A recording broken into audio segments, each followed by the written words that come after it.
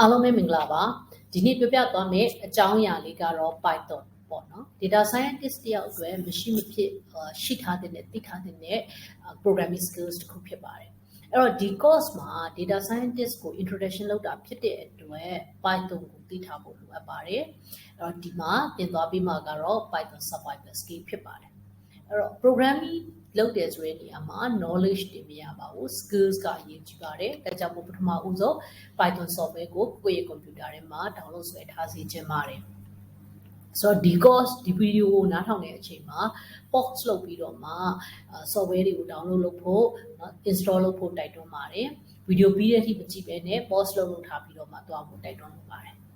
အဲ့တော့ပထမဆုံးဒီ Python ကို install လုပ်လိုက်တဲ့အခါမှာကိုယ့်ရဲ့ဒီ command prompt ကနေအသုံးပြုလို့ရတဲ့ integrated development learning environment ကပါပြီးသားပါအဲ့ဒီ editor ထဲမှာရေးလေရပါတယ်ဒါမှမဟုတ်လို့ရှိရင် other IDE တွေဖြစ်တဲ့ PyCharm တို့ Visual Studio တို့ Jupyter တို့ Google Colab တို့เนาะကြိုက်တဲ့ကိုအဆင်ပြေမဲ့ထင်တဲ့တစ်ခုခုကိုလည်းတွင်းထားလို့ရပါတယ်တော့ဒီသင်ခန်းစာနဲ့နောက်လာမယ့် lecture video တွေမှာတော့အဓိကအသုံးပြုသွားမှာက Jupyter Notebook ဖြစ်ပါတယ်အဲ့ဒီဟာနဲ့တပြိုင်နက်တည်းမှာဘာကိုလဲအသုံးပြုသွားမလဲဆိုရင် Google Colab ကိုလည်းအသုံးပြုသွားပါမယ်နော်အဲ့တော့ Jupyter ကို Google Colab က free ပါ Jupyter ကတော့လုံးဝ free software ပေါ့နော် online အသုံးပြုလို့ရတယ်လို့ကိုယ့်ရဲ့ set ထဲမှာ download ဆွဲပြီးတော့အသုံးပြုလို့ရပါတယ်အဲ့တော့ data scientist အများစုက Jupyter ကိုအသုံးပြုလို့ရှိပါတယ်တင်တဲ့နေရာမှာလည်းအသုံးပြုကြတယ်လို့လုံလုပ်တဲ့နေရာမှာလည်း Jupyter ကိုအများကြီးအသုံးပြုပါတယ်ဆိုတော့ Google Colab ကတကယ်တော့ဒီခုနကเนาะဒီ Jupyter ရဲ့ဟာကိုပဲအခြေခံထားတာပါ Jupyter Notebook ကိုပဲအခြေခံထားတာပါသူကတော့ Google Colab ဆိုတဲ့အတိုင်း collaborate လုပ်လို့ရတယ်ဆိုတော့ Google Drive ရှိနေ access လုပ်လို့ရတယ်ရေးလို့ရတာဖြစ်တဲ့အတွက်တချို့ code တွေကိုတော့ Google Colab ကနေပြီးတော့မှ share ပြီးပြောပြသွားမှာဖြစ်ပါတယ်အဲ့တော့ဒီ video တွေရဲ့အောက်ပါပေးထားတဲ့เนาะ GitHub Pro link ပေါ့เนาะ GitHub link လေးရှိပါတယ်အဲ့ဒီ link ကများသောအားဖြင့်ဘာကိုသုံးပြီးတော့ရေးထားမလဲဆိုရင် Jupyter Notebook ဒါမှမဟုတ်ရင် Google Colab ကိုသုံးပြီးတော့မှရေးထားတဲ့ code တွေဖြစ်ပါတယ်အဲ့ဒီ code တွေကို download လုပ်ပြီးတော့လည်းအတူတူလိုက်ပါလေ့ကျင့်လို့ရပါတယ်အဲ့တော့ဒါက Google Colab ရဲ့ interface လေးကိုပြောပြတာပါအများစုက Google Drive ကိုအသုံးပြုပြီးသားဖြစ်မှာပါအဲ့တော့ Google Drive ကိုအသုံးပြုတဲ့အခါမှာဒီ new ပေါ့နော် new နေရာလေးကိုရွေးလိုက်လို့ရှိရင်တို့ပုံမှန်လိုပဲ Google ဒီ Word တို့เนาะ Excel တို့ဖွင့်တယ်လို့ပဲ Google Colab ကဖွင့်လို့ရပါတယ်တကယ်လို့များကိုယ့်ရဲ့ computer ကိုယ့်ရဲ့ drive မှာ Google Colab ကိုရှာမတွေ့ဘူးဆိုရင်เนาะ connect more apps ကိုနှိပ်မယ်နှိပ်ပြီး Google Colab ကိုရှာလိုက်ပါ install လုပ်ထားပြီးလို့ပါတယ် one time ပဲလုပ်ပါပါအဲ့လို install လုပ်ထားပြီးသွားရင်เนาะနောက် subsequent cases တွေမှာကျတော့ Google Colab ကိုလွယ်တူပဲဖွင့်လို့ရတော့ပါလိမ့်မယ်เนาะအဲ့တော့ Google Colab ကိုဖွင့်လိုက်လို့ရှိရင် computer ကိုယ့်ရဲ့ browser မှာပဲဒီလိုတက်ပေါ်လာလိမ့်မယ်เนาะပေါ်လာတဲ့အခါမှာဒီမှာမြားနှချောင်းနဲ့ပြထားတဲ့နေရာလေးဒီ cell ကို program ရေးမဲ့နေရာဖြစ်ပါတယ်အဲ့နေရာလေးကို cell ခေါ်ပါတယ်အဲ့တော့ကိုရေးလိုက်တဲ့ code ကို run ကြည့်ချင်တယ်ဆိုရင် control plus r enter နှိပ်ပြီးမယ် run ကြည့်လို့ရပါတယ်ရလက်ပေါ်လာလိမ့်မယ်ပေါ့နော်ဒါမှမဟုတ်ရင်အဲ့လို run လိုက်တဲ့အပြင်အောက်မှာလည်းနောက်ထပ် cell အသစ်တစ်ခုပေါ်ချင်တယ်ဆိုလို့ရှိရင်เนาะ alt plus enter နှိပ်မယ် run ပြီး next cell ကိုတော့မယ်new cell insert လုပ်ဘူးเนาะ next cell ကိုတောင်းမယ်ဆိုလို့ရှိရင် shift plus enter နဲ့တွားလို့ရတယ်ဒါရင်းရင်းနဲ့တော့ပို့ပြီးတော့ကျွမ်းကျင်လာမှာပေါ့ control plus enter เนาะဒါလေးနေလို့ရပါတယ်ဆိုတော့ဒီ Python မှာအလုပ်လုပ်တဲ့အခါမှာ Python မှာ built-in library တွေအများကြီးရှိပါတယ်အဲ့တော့ဒီ data science course ပေါ့เนาะဒီ course မှာအဓိကသွားထားတဲ့အခါမှာပါလဲဆိုလို့ရှိရင်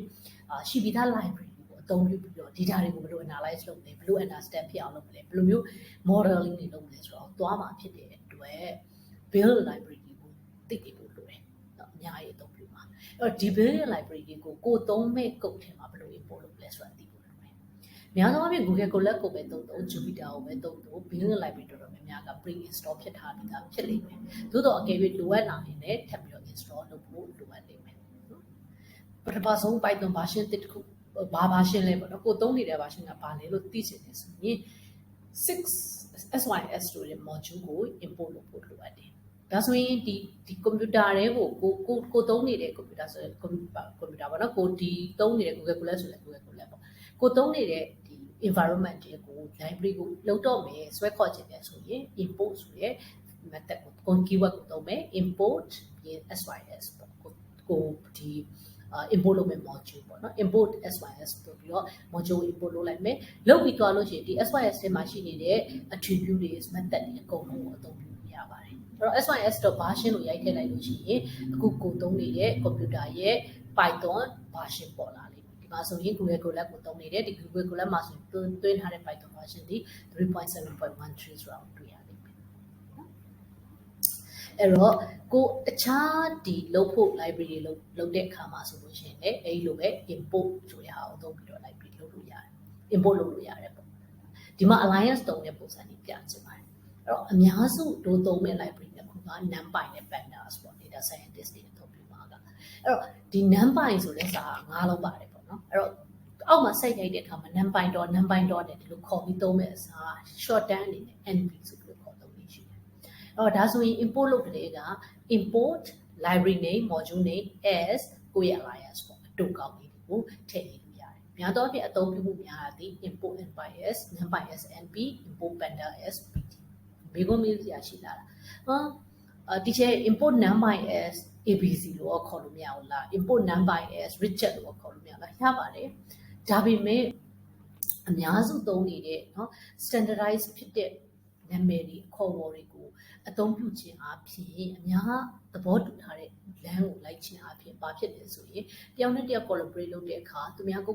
share တဲ့အခါကိုသူများကို share တဲ့အခါမှာပို့ပြီးတော့အဆင်ပြေချော်ပွေးစေတာပေါ့ဒါကြောင့်မလို့ naming convention ကအရေးကြီးပါတယ် program ရေးတဲ့အခါမှာเนาะဟုတ်ပြီအဲ့တော့ဒီ library တွေမှာဘယ်လိုခေါ်သုံးမယ် data တွေကိုဘယ်လို analyze လုပ်မယ် data science အပိုင်းနဲ့ပတ်သက်တာတွေကိုမပြောခင် Python နဲ့ပတ်သက်တဲ့เนาะအကြံဉာဏ်သဘောတရားလေးတွေကို survival skill တွေအောင်ပြောပြသွားအောင်ပါမယ်ဒီဗီဒီယိုမှာတော့အဲ့ဒါကိုပဲအဓိကပြောမှာဖြစ်ပါတယ်အဲ့တော့ Python ကိုအသုံးပြုတဲ့အခါမှာဒီ data type 8မျိုးကိုသိဖို့လိုအပ်ပါတယ် integer float string boolean tuples list dictionary and set ပေါ့ dictionary program ရေးမှုတဲ့လူတွေကျွဲသုံးမှုတဲ့လူတွေဆိုရင်တော့အပေါ်က၄ခုကများသွားပြီသိပြီးသားဖြစ်မှာပါเนาะ integer ဆိုတာကိန်းကိန်းနဲ့အပြည့်တွေကိုထည့်တာပါ float က decimal တွေကိုထည့်ပါတယ် string ကတော့ alphabet တွေကိုထည့်ပါတယ်နာမည်တွေเนาะအဲ့လိုကိုယ့်ရဲ့ဒီ character တွေနဲ့ဖွဲ့စည်းထားတဲ့စာသားတွေပေါ့เนาะဒါတွေကိုဖော်ပြတဲ့အခါမှာ string ရှိမယ် boolean ကတော့ true or false ပေါ့เนาะ1 or 0တီးချင်တယ်လို့ပြောတာပါနောက်ဒီ Python မှာပဲနောက်ထပ်အရေးကြီးတဲ့ data type ၄မျိုးက tuples list dictionary နဲ့ set ဖြစ်ပါတယ်အဲ့တော့ data scientist တွေအများဆုံးအသုံးပြုဖြစ်မှာက list ကိုသုံးနိုင်မယ် dictionary တွေသုံးနိုင်မယ်เนาะအဲ့ဒါ၄မျိုးကိုသိထားဖို့လိုအပ်ပါတယ် okay ဟုတ်ပြီ tuples ကိုရေးတဲ့အခါမှာတို့တွေက round bracket နဲ့ရေးလေးရှိတယ် list ကိုရေး square bracket dictionary ကိုရေး curly bracket set ကိုရေးလို့ရှိရင်ကြတော့ round bracket ကိုသုံးပြုလေးရှိတယ်ဒါလေးသိထားဖို့လိုတယ်။နောက်ဒီအောက်က၄မျိုးဒီပါလဲဆိုလို့ရှိရင်သူတို့ဒီ combine data လို့ခေါ်တယ် combine data type လို့ဘာလို့ခေါ်လဲဆိုရင်သူ့ရဲ့ list ဆိုတာလေးတစ်ခုထဲမှာခုန integer လည်းပါလို့ရတယ် float လည်းပါလို့ရတယ် tuples လည်းပါလို့ရတယ် dictionary လည်းပါလို့ရတယ် any data type ကို combine လုပ်နိုင်တဲ့အတွက်ကြောင့်မလို့သူတို့ကို combine data type လို့လည်းခေါ်ပါတယ် okay ဒါလေးကိုအကြံပေးသိထားမှတ်ထားပေးစီလိုပါတယ်နောက်တစ်ခုကတော့variables တွေပေါ့နော် program ရေးပြီဆိုရင် variables တွေကိုသိဖို့နားလည်လာဖို့လိုတယ်ဥပမာဆိုပါစို့တို့တွေက data ကိုဒီ Excel ထဲမှာရှိနေတဲ့ data တွေကိုဒီကိုယ့်ရဲ့ program တွေကိုလှမ်းဖတ်လိုက်မယ်ပေါ့နော်လှမ်းဖတ်လိုက်တယ်ဆိုလို့ရှိရင်အဲ့လှမ်းဖတ်လိုက်တဲ့ data တွေကိုသိမ်းမှုနေရာတစ်ခုလိုအပ်လာပြီအဲ့ဒီသိမ်းတဲ့နေရာလေးကိုတို့တွေနာမည်ပေးဖို့လိုအပ်လာပြီဥပမာပြောရရင်ဒီခွက်ပေါ့နော်ဒီခွက်ထဲကိုတို့ထည့်ပါလား coffee နော် values ပေါ့တန်ဖိုးတစ်ခုထည့်မယ်အဲ့တော့ဒီခွက်လေးကိုတို့ကဘာလို့ခေါ်လဲ coffee ခွက်လို့ခေါ်လိုက်တာပေါ့နော်ဒါဆိုရင်ဒါလေးကို variable တစ်ခုလို့ခေါ်မယ်သူ့ရဲ့နာမည်ဒီ name ဒီ coffee ခွက် values တွေအထက်မှာရှိပြီးတော့ coffee ဖြစ်တယ် okay အဲ့တော့ဒီ Python မှာက variable declaration ကအရင်ကြီးဟိုကြိုပြီး declare လုပ်ထားမယ် data type နဲ့ကြီးညာထားမယ်ဒီလိုမျိုးမဟုတ်ပါဘူးရေးသွားရင်လည်းတစ်ခါတည်းလုပ်လို့ရတယ်အဲ့ဒီကြောင့်အများကြီးပိုလွယ်တယ်ပေါ့ဟို C လို့ပါလို့ရေးခဲ့တာလည်းစာရင်လွယ်ပါလိမ့်မယ်သို့တော့ဒီ variable တွေကိုနာမည်ပေးနေတာမှာတော့သတိထားတဲ့အချက်ပေါ့နော်ပြောပြခြင်းတဲ့အချက်ကဘာလဲဆိုရင်ခုနကပြောခဲ့တဲ့ naming convention နာမည်ပေးတဲ့အခါဒီခွက်လေးကို copy ခွက်လို့ဘာလို့ခေါ်တယ်သမင်းပကံလို့ခေါ်လို့ရတယ်လေဟုတ်တယ်မလားဘာလို့မခေါ်လဲသမင်းပကံလို့ခေါ်ရင်လူတွေကဒါကိုသမင်းပကံလို့မှမသိထားတာเนาะဒီပုံစံတည်းရှိရဆို copy ခွက်လို့တို့တွေအများစုသိထားတယ်ဒါသူရဲ့တတ်မှတ်ချက်ပေါ့လူတွေရဲ့တတ်မှတ်ချက် ဆိုတော့အဲ့ဒီသဘောတရားပဲဒီနာမည်တွေကိုပေးတဲ့အခါမှာ naming convention မှာလိုက်နာရမယ်စီမင်းစည်းကမ်းဥပဒေ9ခုထုတ်ပေးထားပါတယ်နာမည်တွေကိုပေးတဲ့အခါမှာ space မပါပါစေနဲ့နော်နာမည်တွေကိုပေးတဲ့အခါမှာ special character တွေထည့်ပေးပါနဲ့ hash တို့ dash တို့ dash တို့နော်ဒါမျိုးတွေထည့်ပေးပါနဲ့နောက် number နဲ့မစားပါနဲ့ဆိုတော့သဘောက1မျိုးသီးတာလို့မရဘူးမျိုးသီးတာ1တော့လုပ်လို့ရတယ်နောက်တကယ်လို့မှကိုယ့်ရဲ့နာမည်ကို readability ပေါ့နော်ဖတ်လို့ရအောင်ရေးချင်တာလို့ဖြစ်စေချင်တယ်ဆိုရင်ဒီ space တွေရဲ့နေရာမှာ underscore ကိုအသုံးပြုလို့ရပါတယ်နာမည်ဒီအတိပဲရှိပါစေဒီအချက်5ချက်တွေကနာမည်တွေရွေးချယ်တဲ့အခါပေးတဲ့အခါမှာသတိထားရမယ့်ချက်ပါဥပမာဒီ example လေးကိုကြည့်ပါဒီ program example လေးကိုကြည့်ပါဒီ program example လေးကလွယ်လွယ်လေးပါเนาะ currency conversion လုပ်တယ်အဲ့တော့ variable တစ်ခုရှိတယ်ဆိုတော့နှစ်ခုရှိပါတယ်ပထမ variable လေးက USD ဆိုတဲ့ variable ပါသူထဲမှာတန်ဖိုး2000ရှိပါတယ်နောက်ထပ် variable လေးက BP ဆိုတဲ့ variable ပါအဲ့တော့ဒီ British Pound ဆိုတဲ့အတွက်ကြောင့်နာမည်ပေးတဲ့အခါ BP လို့ပေးလိုက်တယ် naming conversion ပေါ့နော်ဒီပဲရှိတဲ့နာမည်လေးပေးထားတယ်ဆိုရင်ဟုတ်ပြီဒီ BP ကိုရဖို့အတွက်ဒီ USD ထဲမှာရှိတဲ့တန်ဖိုးကို exchange rate နဲ့ပြောင်းပါ exchange rate က 0.82 ပေးထားတော့0.82ပြောင်းပါဟုတ်တယ်နော်ဆိုတော့ဒီ variable လေးကို USD လို့ခေါ်ထားတယ်ဒီ variable ကို BP လို့ခေါ်ထားတယ်မေးစရာရှိတာက USD ကိုကျွန်တော်တို့တခြားနာမည်ပေးခေါ်လို့ရပါတယ်ဒါပေမဲ့ဒီပဲရှိတဲ့နာမည်တော့ဖြစ်ပါစေ okay ဟုတ်ပြီနော်ဆိုတော့အောက်ဆုံးတစ်ချောင်းကိုကြည့်လိုက်ပါ print statement လေးတွေ့ပါလိမ့်မယ်နာမည်ကို print ထုတ်ထားတာပေါ့နော် USD is equivalent to USD 2000 is equivalent to 1640 pound လို့ပြချင်တာဖြစ်တဲ့အတွက်တို့တွေကဘာတွေလိုလာလဲဆိုတော့ဥပမာဒီပထမ USD ကိုကြည့်လိုက်ရင် USD ဆိုတာတွေကဒီ open closing bracket နဲ့ထည့်ပေးထားတာတွေ့နေမယ်ဒါဒီဘာကိုပြလဲဆိုတော့ name ပေါ့နော်သူ string ဖြစ်တယ်တခါ STR ဆိုတာကကျတော့ data type နော် STR USD ဆိုတာကမူလ USD ဒီ integer type အဲ့ဒီ integer type ကိုဘာပြောင်းလဲဆိုရင် string ပြောင်းထားတာဖြစ်တယ်ပြီး is equivalent to the another string မှာ another string နဲ့ပေါင်းမယ် BP ကိုလည်း string ပြောင်းမယ်နော်အဲ့တော့ဒီမှာဆိုရင်၄ပါး string နဲ့ကိန်းဂဏန်းတွေကိုပေါင်းပြီးရေးတဲ့အခါမှာပေါင်းမှုရအတွက်ကိန်းဂဏန်းတွေကိုဘာပြောင်းလဲဆိုတော့ string conversion ပြောင်းပါတယ်အဲ့ဒါကို type casting လို့ခေါ်ပါတယ်ဒါဆိုရင် type casting လုပ်ပြီးသွားတဲ့အခါမှာ string ဖြစ်သွားပြီအဲ့ဒီ2000 string နဲ့ခုန USD နဲ့ပေါင်းလိုက်လို့ရဖို့အတွက်ဆိုလို့ရှိရင် concat လုပ်ဖို့အတွက်ဆိုရင် plus sign ကိုသုံးပြီးတော့ပေါင်းသွားတယ်ဟုတ်ပြီနော်ဆိုတော့ data scientist တယောက်အနေနဲ့ Python programming ကိုဘယ်လောက်သိထားဖို့လိုတယ်လဲသိထားတဲ့เนาะ programming concept ကိုအတိုင်းအတာတစ်ခုသိထားဖို့လိုပါတယ်ဒါကို survival skill လို့သုံးပါတယ်အနည်းဆုံးကျွမ်းကျင်မှုတစ်ခုရှိရပါမယ်အဲ့တော့ဒီ Python programming နဲ့ပတ်သက်ပြီးတော့မှပို့ပြီးတော့သိချင်တယ်ဆိုရင်တော့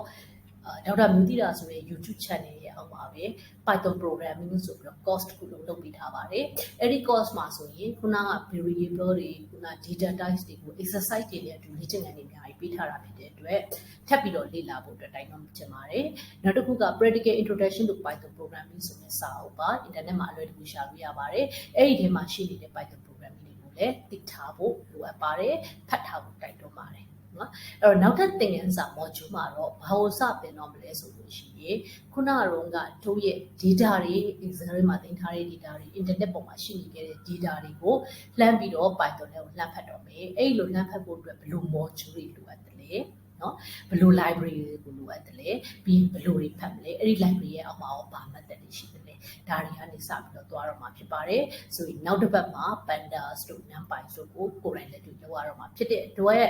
ဒီဗီဒီယိုလေးပြီးသွားတဲ့အချိန်မှာ